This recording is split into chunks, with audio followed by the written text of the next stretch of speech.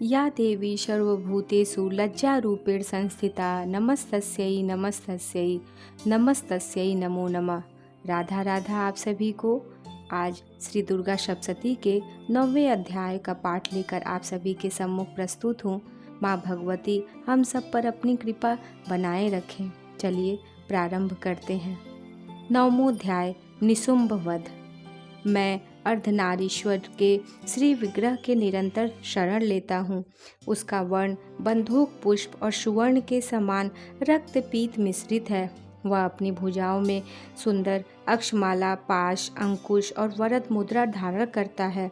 अर्धचंद्र उसका आभूषण है तथा वह 3 नेत्रों से सुशोभित है। राजा ने कहा, भगवान, आपने रक्त बीज के वध से संबंध रखने वाला देवी चरित्र का यह अद्भुत महात्म्य मुझे बतलाया। अब रक्त बीज के मारे जाने पर अत्यंत क्रोध में भरे हुए शुंभ और निशुंभ ने जो कर्म किया उसे मैं सुनाना चाहता हूँ। ऋषि कहते हैं, राजन, युद्ध में रक्त बीज तथा अन्य दैत्यों के मारे जाने पर शुंभ और निशुंभ के क्रोध की सीमा न रही।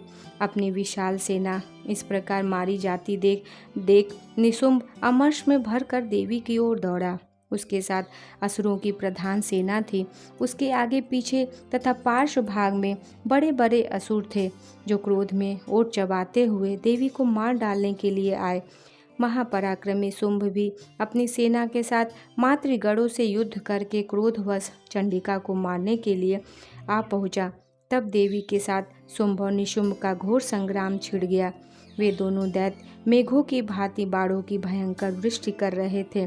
उन दोनों के चलाए हुए बाणों को चंडिका ने अपने बाणों के समूह से तुरंत काट डाला और शस्त्र समूहों की वर्षा करके उन दोनों दैत्यपतियों के अंगों में भी चोट पहुंचाई। निशुंभ ने तीखी तलवार और चमकती हुई ढाल लेकर देवी के श्रेष्ठ वाहन सिंह के मस्तक पर प्रहार किया।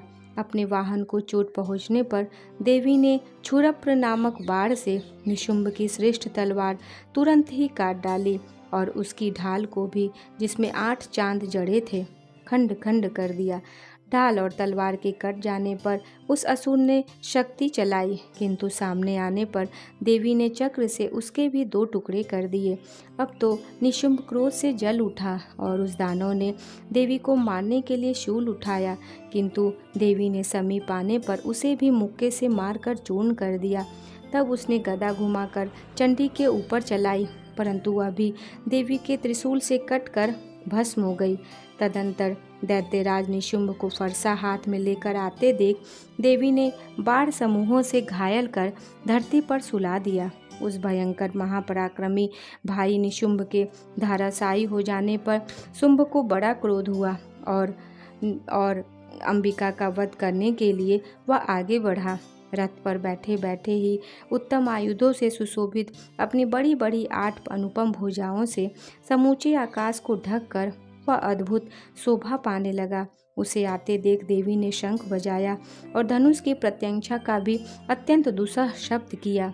साथ ही अपने घंटे के शब्द से, जो समस्त दैत्य सैनिकों का तेज नष्ट करने वाला था, संपूर्ण दिशाओं को व्याप्त कर दिया। तदंतर सिंह ने भी अपनी दहाड़ से, जिसे सुनकर बड़े बड़े गजराजों का महान मत दूर हो जाता था, आकाश, पृथ्वी और 10 दिशाओं को गुंजा दिया। फिर काली ने आकाश में उछलकर अपने दोनों हाथों से पृथ्वी पर आघात किया।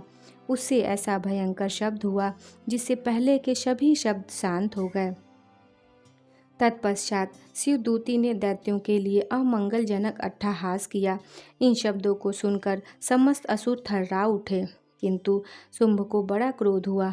उस समय देवी ने जब शुंभ को लक्ष्य करके कहा, ओ दुरात्मन, खड़ा रह, खड़ा रह, तभी आकाश में खड़े हुए देवता बोल उठे, जय हो, जय हो।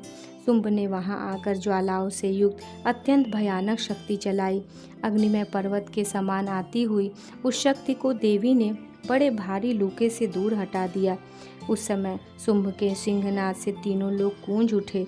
राजन, उसकी प्रतिध्वनि से वज्रपात के समान भयानक शब्द हुआ, जिसने अन्य शब्दों को जीत लिया। शुंभ के चलाए हुए बाणों के देवी ने और देवी के चलाए हुए बाणों के शुंभ ने अपने भयंकर बाणों द्वारा सैकड़ों और हजारों टुकड़े कर दिए।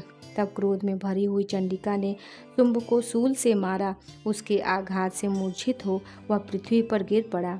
इतने में ही निशुंभ को चेतना हुई और उसने धनुष हाथ में लेकर बाणों द्वारा देवी काली तथा सिंह को घायल कर डाला। फिर उस दैत्यराज ने 10,000 बाहें बनाकर चक्रों के प्रहार से चंडिका को आच्छादित कर दिया। तब दुर्गम पीड़ा का नाश करने वाली भगवती दुर्गा ने कुपित होकर अपने बाणों से उन चक्रों तथा बाणों को काट गिराया। यह देख निशुंभ दैत्य सेना के साथ चंडिका का वध करने के लिए हाथ में गदा ले बड़े वेग से दौड़ा। उसके आते ही चंडी ने तीखी धार वाली तलवार से उसकी गदा को शीघ्र ही काट डाला। तब उसने शूल हाथ में ले लिया।